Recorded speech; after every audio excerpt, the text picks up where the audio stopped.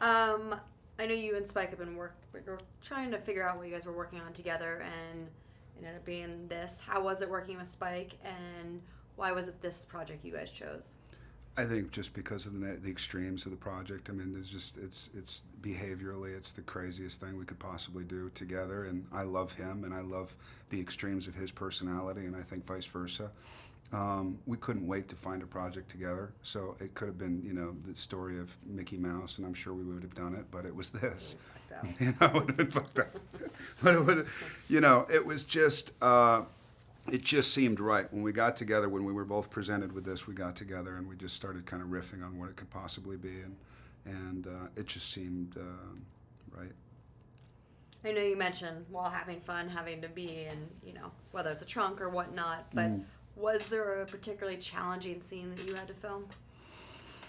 Everything was challenging in a very different way, and I don't mean to generalize it, but the makeshift motel was extremely challenging just because it was exposing physically and emotionally, and that was kind of not new, but just to that extent I think was new. And then Spike would put an 11-minute mag in and just play a certain song over the loudspeaker and then just let me go, which is really unnerving. Because, you have a crew sitting there going, oh, this is so dumb, or whatever, or, wow, this is, compelling, and you don't know because you're off on your own, you're on your own planet.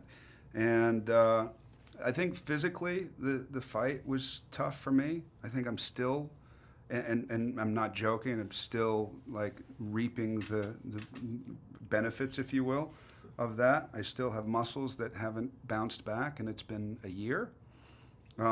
So I pushed it. I was willing to push it, and mostly because of Spike. Right. To that, how did you train to become a fighting machine? Waking up really early, working out. I panic is what it was, because I was smoking, and I stopped because I just couldn't do it. I literally couldn't do it. So I got in probably the best health and best shape I've ever been in my life. That was the only way I could have done it. 44-year-old guy trying to be 25, It's stupid. What was it like filming those fight scenes and the stylish kind of vision that you guys thought up together? It wasn't even though I know it's exaggerated in fighting, 35 guys or whatever.